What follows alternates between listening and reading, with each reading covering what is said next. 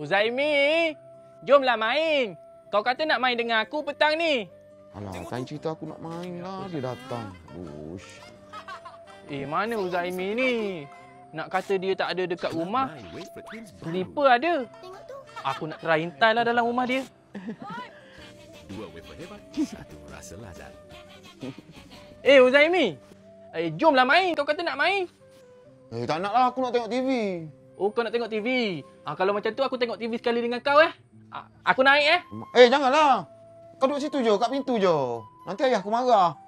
Okey, aku duduk dekat pintu ni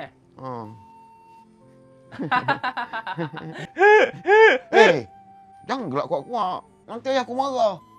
Aku gelak slow-slow Serabut lah. Macam mana nak bagi dia balik lah? Cakap ada kerja sekolah lah. Kak Marul. Aku nak buat kerja sekolah. Kau balik dululah. Kau nak buat kerja sekolah Tapi, kau tengok TV. Aku nak tutup lah ni. Aku tutup lah. Kau pergi balik dulu ya. Okeylah, kita jumpa dekat sekolah pagi esok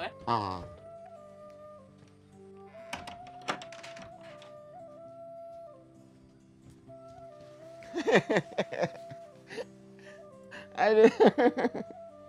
Uzaimi ni betul ke dia nak buat kerja sekolah? Tapi dia tengok TV balik. Aku nak intai lah. Uzaimi, kau buka TV balik bukalah pintu, aku nak tengok juga. Taklah, aku nak tutup ni. Aku nak buat kerja sekolah. Kau pergi balik dululah. Yelah. Nyibuk oh.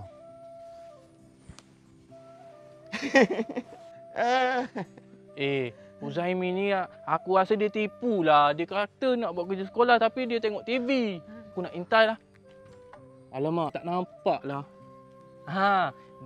Dekat tepi tu ada satu lagi tingkap. Aku nak intai lah.